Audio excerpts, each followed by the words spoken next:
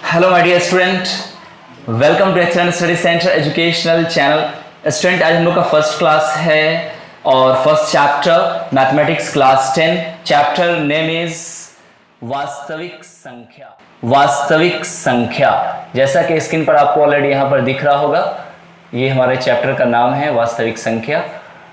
तो सबसे पहले यहाँ हम लोग जानने का ये प्रयास करेंगे कि वास्तविक संख्या हम कहेंगे किसको। तो इसके बारे में पढ़ चुके हो, वास्तविक संख्या के बारे में आपने ये पढ़ा था कि जो परिमेय और अपरिमेय संख्या, that mean rational and irrational number का जो सेट है, जो यूनियन है, वो हमारा परिमेय संख्या कहलाता है। फिर क्वेश्चन ये राइज होता है कि भाई परिमेय संख्या और अपरिमेय संख्या ये क्या होता है, बात समझ में आ रही है, यानी रैशनल और इरैशनल क्या होता है। तो इस चीज का फुल डिस्क्रिप्शन प्लस इस चैप्टर का जो मेन कंसेप्ट है, इस चैप्टर में हमें एलसीएम, एचसीएफ, यूक्लिड एल्गोरिथम यानी विभाजन प्रेमिका जो है वो पढ़ना है। उसके बाद वो मैथमेटिशियन के बारे में पढ़ना है और इस पे बेस्ड बहुत सारे क्वेश्चन को हम लोग को यहां कवर करना है। बिलीव मी, क्लास कहने को तो क्लास 10 है, बट यहां पर हमने जो तरीका यूज किया है वो स्टैंडर्ड 5 का भी अगर बच्चा होगा तो उसको बहुत आसानी से समझ पाएगा। तो आइए शुरू करते हैं। सबसे पहले इसमें जानने का ये प्रयास करते हैं कि वास्तविक संख्या को एग्जैक्ट हम कैसे समझें।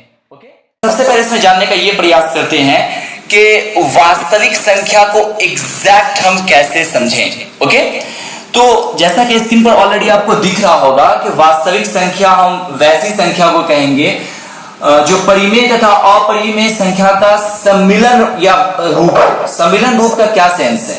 सम्मिलित रूप का सेंस है कि उसका यूनियन होना, यानी ऐसा सेट ऑफ नंबर जिसमें रैशनल और इरैशनल दोनों नंबर हो। तो जैसा कि मैंने आपको बताया था कि आपको सबसे पहले ये अंडरस्टैंड करना होगा कि रैशनल नंबर किसको कहते हैं और इरैशनल नंबर किसको कहेंगे। तो बताओ कोई आदमी, रैशनल नंबर कैसे नंबर को रैशनल नंबर कहोगे?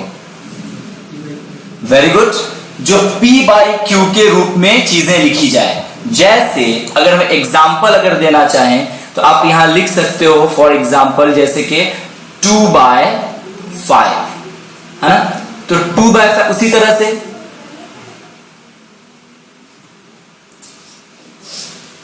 5/2 इस तरह से भी ले सकते हैं।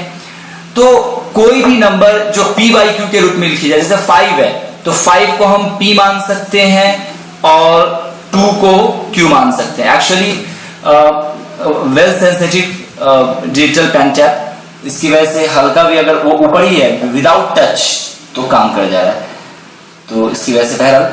तो P बाई Q का सीधा सा मतलब ये है जो अंश और हर के रूप में हो। जैसे 5 किस में है? अंश के रूप में है। 2 किस में है? दूसरे वाले की बात कर रहे हैं। पहला अगर फर्स्ट की अगर बात करें, इसकी अगर हम बात करें तो इसमें 2 है सबसे पहले, है ना। तो 2/5 दैट मीन 2 हमारा क्या हो जाएगा? P, और P को हम क्या कहेंगे? अंश, और 5 हमारा है Q हो जाएगा हर।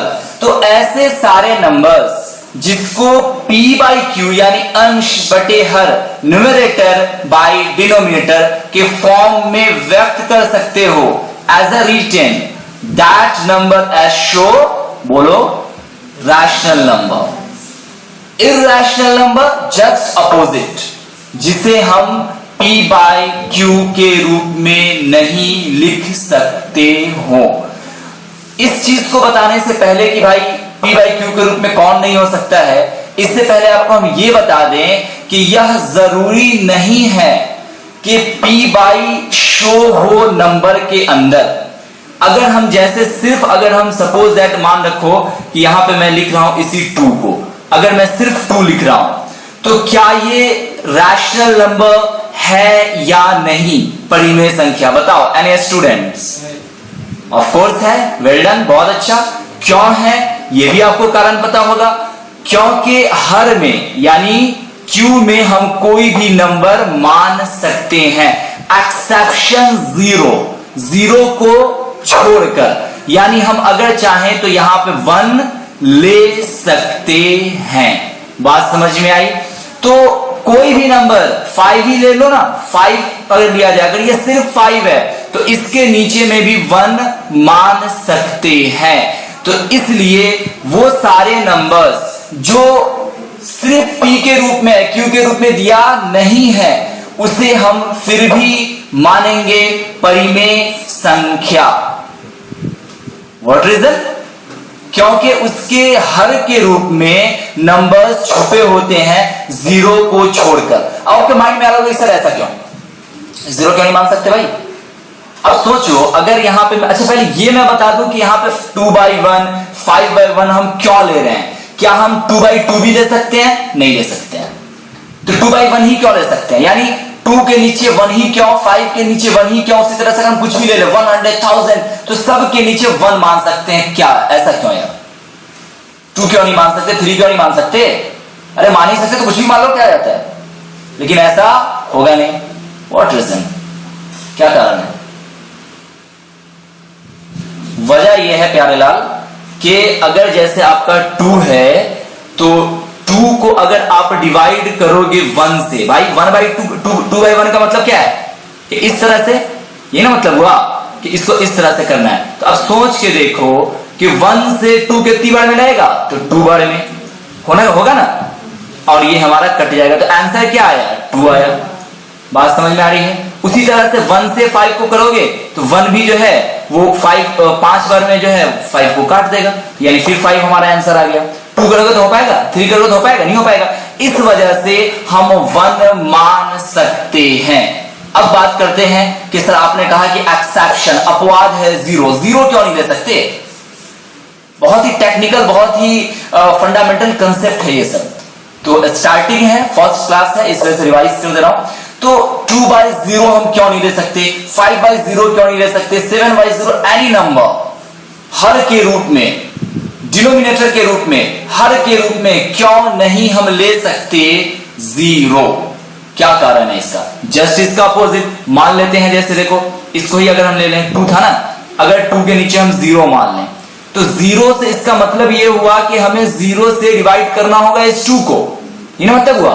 तो अगर इसको करोगे भाई, 0 का टेबल होता है, कैसे करोगे? 0 1 जा 0, 0 जा अंडा, 0 3 जा आलू, 0 3 प्याज, ये तो होगा नहीं ना भाई, इसका कोई टेबल तो होगा नहीं। 1 1 जा 1, 1 2 जा 2, 1 3 जा 3, ये तो 1 का टेबल फिर भी बन जाएगा, और 0 का तो टेबल बनेगा नहीं। 0 का टेबल बनाओगे तो ऐसे ही बनेगा, जितना गोल गोल सब है वो सब 0 1 जा 0 0 0, समझ गए? तो इस तरह से बाय द वे, लेकिन ये हमारा मैथमेटिक्स में इंक्लूड नहीं होगा, इसको मान्यता प्राप्त नहीं दी जाएगी। इस वजह से आप समझ पाए? तो ये कारण था कि हम परिमेय संख्या को, अच्छा परिमेय संख्या, अब अभी भी किसी को डाउट है कि परिमेय संख्या किसको कहेंगे? पक्का हर कोई समझ गए? ये भी समझ गए कि विदाउट p/q, यानी सिर्फ अगर कोई p में है, यानी सिर्फ न्यूमरेटर में है, सिर्फ अंश में है, फिर भी उसको हम मान सकते हैं परिमेय, यानी कि रैशनल नंबर। ये भी समझ गए? 0 हम क्यों नहीं दे सकते, क्यों एक्सेप्शन होगा, ये भी समझ गए। अब आइए बात करते हैं इर्रेशनल नंबर, यानी अपरिमेय संख्या। अब अपरिमेय संख्या क्या है? Just opposite. देखो, जैसे आप बोलते हो ना भाई कि एजुकेशन है ना, एजुकेटेड, अनएजुकेटेड होता है ना, उसी तरह से तो अनएजुकेटेड का मतलब इलिटरेट, हालांकि इलिटरेट होता है नॉट अनएजुकेटेड। शिक्षित, अशिक्षित हिंदी में समझ सकते हो। तो अ लग जाना हिंदी में हुआ अपोजिट, जस्ट लाइक यहां पर क्या है? रैशनल, और दूसरी तरफ हमारा क्या है?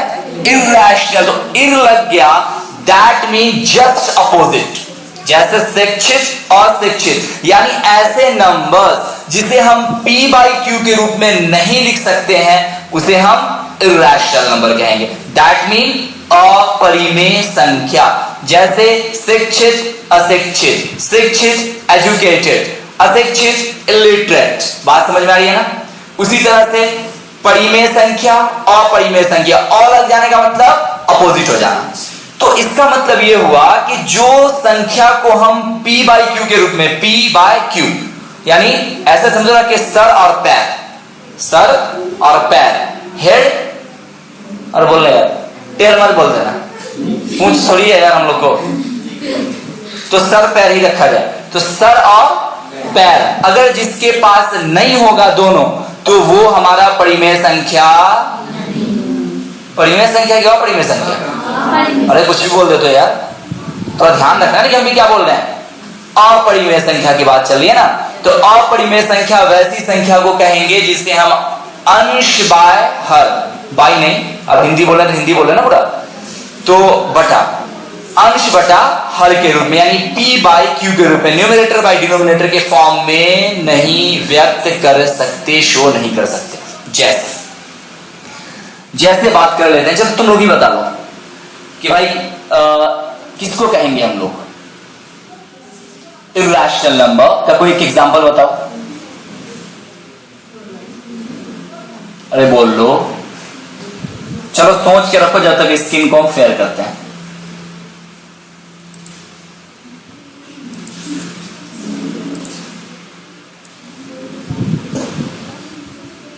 सोचो ना कि ऐसा कौन सा चीज है जिसे हम p बाई क्यू के रूप में नहीं लिख सकते। किस किस को लिख सकते हैं वो तो हम बता ही दिए हैं, किसको नहीं लिख सकते हैं उसी से आंसर निकल जाएगा। क्या कहते हो? ग्रुप 2 रूट वाली संख्या को, बिल्कुल बिल्कुल सही बात है, क्योंकि रूट को जब अगर हम सॉल्व करेंगे तो पॉइंट में आएगा। A point do not show p by Q exact value, होने को तो हो जाएगा, जैसे रूट 2 बाई 2, रूट 4 बाई 2 हो तो जाएगा, लेकिन एग्जैक्ट इसका आंसर आना नहीं है। इस वजह से इसको भी हम ले लेंगे। चलो थोड़ा और आगे बढ़ो, और कौन सी संख्या हो जाएगी, बोलो यार।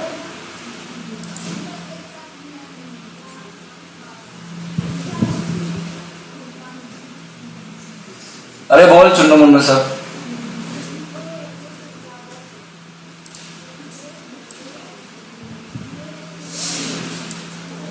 चलिए स्क्रीन आपका फेयर हो चुका है।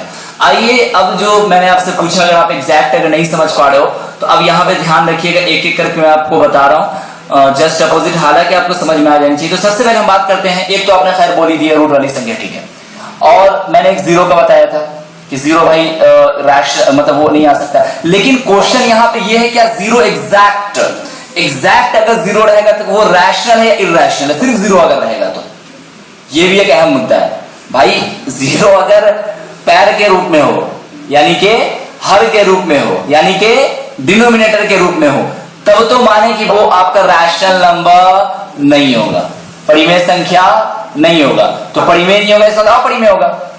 लेकिन बात हो रही है सिर्फ हर के रूप में, सिर्फ अगर जीरो रहेगा ओपनली, जैसे सिर्फ 2 है, तो क्या ये इरैशनल होगा या रैशनल होगा? ये आपके लिए अहम पॉइंट है यहां पर जानना।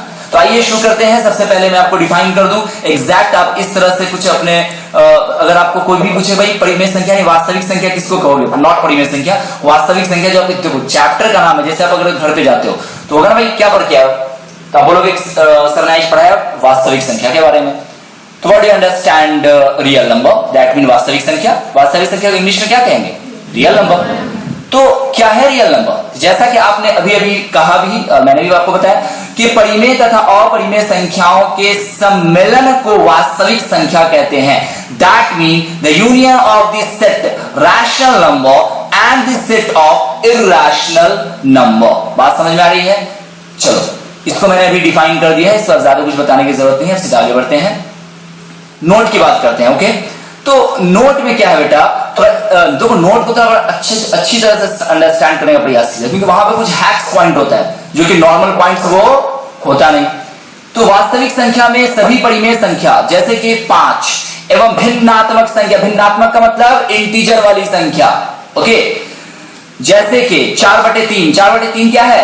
अरे बोल लो, इंटीजर वाली संख्या, यानी कि भिन्नात्मक से भिन्न को क्या कहते हैं इंग्लिश में? इंटीजर, जिसे हम p बाई क्यू के रूप में लिख सके। आप बोलोगे कि सर ये क्या बात हो गई, अभी तो आपने कहा कि परिमेय संख्या को p बाई क्यू के रूप में लिख सके, है ना, लेकिन परिमेय संख्या को सिर्फ 2 को ही परिमेय संख्या मान लेते हैं, लेकिन सिर्फ 2 को हम भिन्नात्मक नहीं मान सकते। भिन्न के लिए जरूरी है कि जैसे मैं लिखा ना जैसे 2/3 सपोज दैट, तो यहाँ पे ये जो है ये बटा ये दिख रहा है, ये होना जरूरी है तभी वो भिन्न कहलाएगा, अन्यथा भिन्न नहीं कहलाएगा। तो थोड़ा सा ये फर्क है। बहरहाल ये तो नंबर सिस्टम हम लोग पढ़ नहीं रहे, ये तो आप लोग क्लास 9 में 8 में ऑलरेडी पढ़ के आ चुके हैं। तो आगे बढ़ते हैं, फिर से देख लो वास्तविक संख्या में। देखो यहाँ पे जो ये है इसको मतलब नॉट जो मैं कर रहा हूँ इसको ध्यान रखना। वास्तविक संख्या में सभी परिमेय संख्या जैसे कि 5 एवं भिन्नात्मक संख्या जैसे कि 4/3 और सभी परिमेय संख्या जैसे कि √2 शामिल है। ये तो बड़ी अजीब बात हो गई, हो गया भाई। यहां पे तो रूट के बारे में भी कह दिया गया। फिर से देखिए, वास्तविक संख्या में सभी परिमेय संख्या, कौन सी संख्या में? वास्तविक संख्या में, यानी वास्तविक संख्या में क्या सिर्फ परिमेय और अपरिमेय ही रहेगा?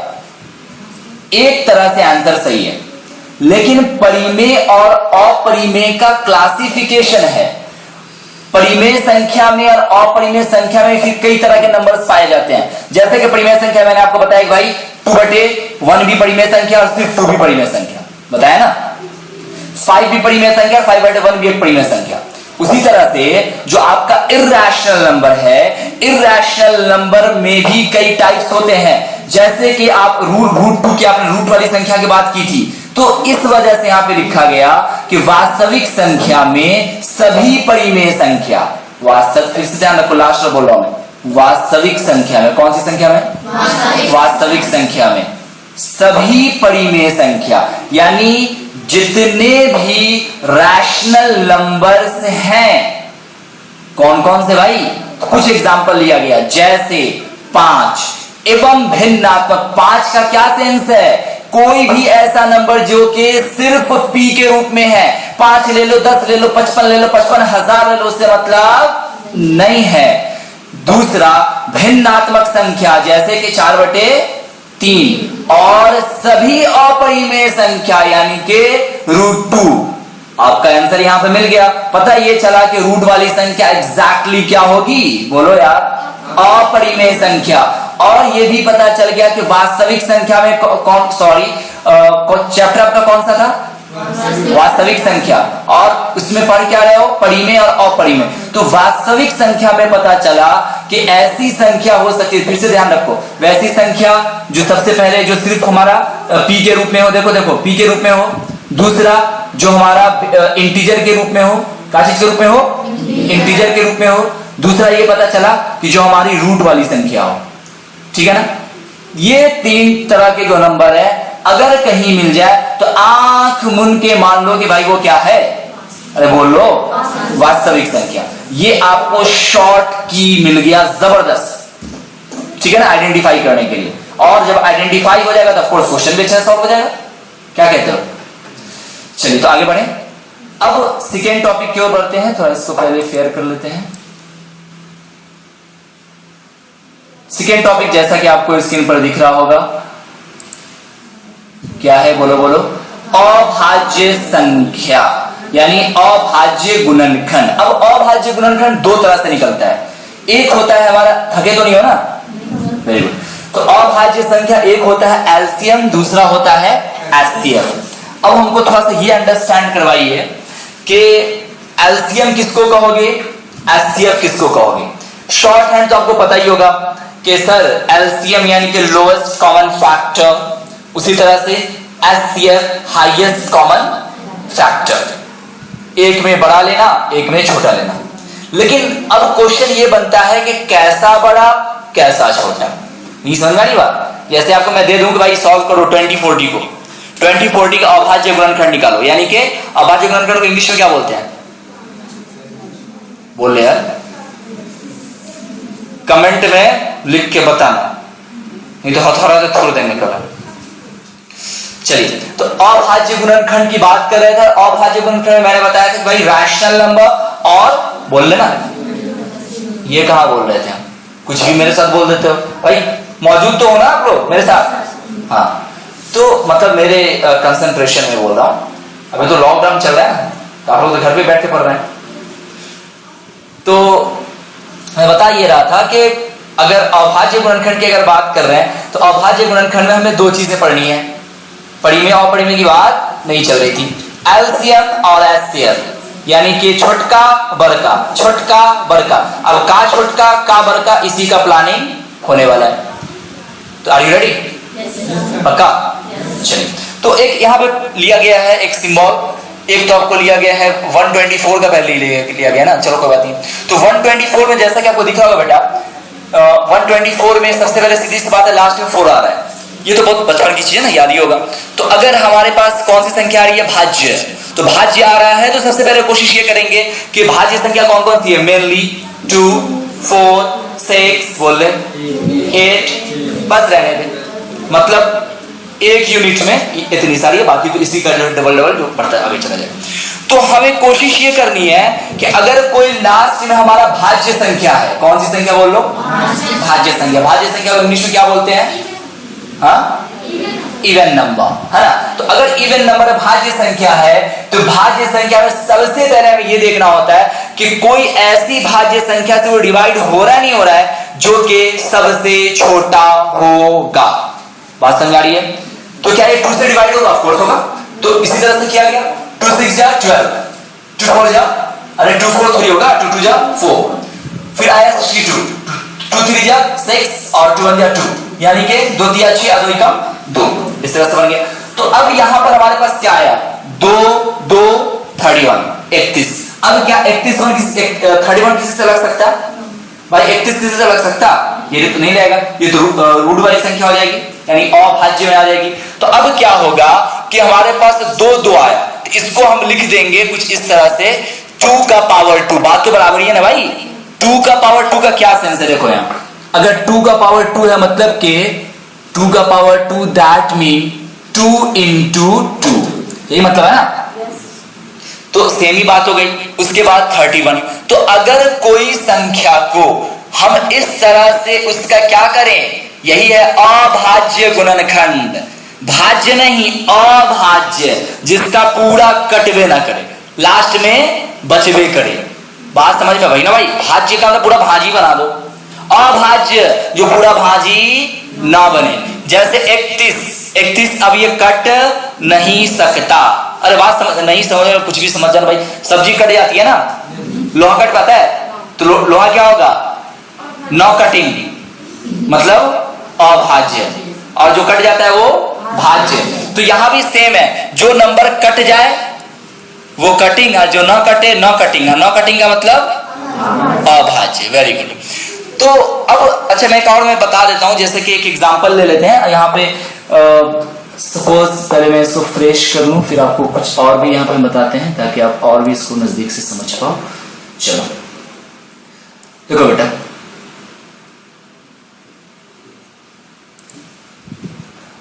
मान लेते हैं कि 2 संख्या में और लेता हूं, ठीक है। एक लेते हैं आपको 20, ठीक है, और दूसरा लेते हैं 40। सिर्फ 20 ले लूं क्या? 20 40 आगे मैं क्वेश्चन बताऊंगा वहां लेके, क्योंकि यहां एक ही नंबर पे किया गया, तो एक ही पकड़ लेते हैं। क्या करेंगे इसको? किससे लगेगा ये बताओ? 2 से लगेगा। कितनी बार में लगेगा? 10 बार में, यानी कि 2 10 20। उसके बाद फिर किस में लगेगा? 2 पंचे 10। Very good, 10। उसके बाद ये किससे लगेगा? तो 5 1 लगाओ चाहे नहीं लगाओ, बात तो बराबर ही। 5 1 जा 5। अब यहां पे देखो बेटा क्या क्या आया हमारे पास? 2 into 2 into 5 into 1 नहीं भी लिखो तो चलेगा। अब ये जो हमारा जो तरीका हुआ, यही कहलाएगा टोटल क्या? बोल लो यार, अभाज्य गुणनखंड। किसका? तो 20 का अभाज्य गुणनखंड। बात समझ में आ रही है? और भी एग्जाम्पल इस तरह से ढेर सारा आप ले सकते हो। अब सोचो बेटा कि अगर आपको एग्जाम में, अब ध्यान रखो, अगर आपको एग्जाम में क्वेश्चन आ जाए कुछ इस प्रकार से, किस प्रकार से? जैसा कि स्क्रीन पर आपको दिख रहा है, देखो यहां, निम्नलिखित का अभाज्य गुणनखंड ज्ञात करें। दिख रहा है 156, 140, 5005, 32760। अगर ये सारे नंबर्स आएंगे तो उसको किस तरह से हम अभाज्य गुणनखंड कर पाओगे ना? सोच रखो, आपको 2 मार्क्स यहीं पे मिल गया एग्जाम का। पक्का बना लोगे? इसीलिए मैंने शुरू में कहा था कि ऐसा पढ़ोगे जैसे लगेगा कि 5 क्लास का बच्चा इसको आसानी से फॉलो कर सकता है। ये चैप्टर में कुछ खास है नहीं, बस उसका एक यूक्लिड एल्गोरिथम को डाल दिया। हालांकि यूक्लिड एल्गोरिथम भी यही चीज है, इसीलिए पहले मैं आपको ये सारा चीज बता रहा हूं। यही है, इसी का एप्लीकेशन है पूरा चैप्टर, बाकी कुछ खास है नहीं। पढ़ाने को इसको बहुत टफ तरीके से ही पढ़ाया जा सकता है, जब आपको लगेगा और वाकई में यार क्या है, लेकिन आधा समझ में आया और आधा उड़ गया। तो अब तक मैंने जितना पढ़ाया उतना समझ में आया? Very good. अब देखो हमारा थर्ड टॉपिक शुरू हो रहा है, एलसीएम और एचसीएफ। यहाँ पे तो मैंने आपको अभाज्य गुणनखंड कहने बता दिया। अब अभाज्य गुणनखंड में जैसा कि मैंने आपको बता दिया एलसीएम और क्या पढ़ना है, एचसीएफ। तो एलसीएम और एचसीएफ को यहाँ पे फुल्ली डिफाइन किया गया है। जैसे 6 और 20, यहाँ पे देखो बेटा 6 और 20, तो अगर आप चाहो तो दोनों को साथ साथ भी बोलो यार ले सकते हो। हमने क्या किया, दोनों को अलग अलग कर दिया। 6 को पहले निकाला, 20 को इधर निकाला, आसान होने के लिए, ठीक है। तो 6 को कितनी बार में लगेगा, बोलो बोलो, 2 3 जा 6। उसके बाद तो इसको हम गुणनखंड क्या करना है भाई, गुणनखंड निकालना है। गुणनखंड विधि से एलसीएम और एचसीएफ बचपन में पढ़े होइएगा। क्वेश्चन कैसे रहता था कि गुणनखंड विधि द्वारा एलसीएम और एचसीएफ ज्ञात करें, ऐसा ही होता था ना। अरे बचपना भूल गए क्या? बुढ़ा गया तुम लोग लग रहा है।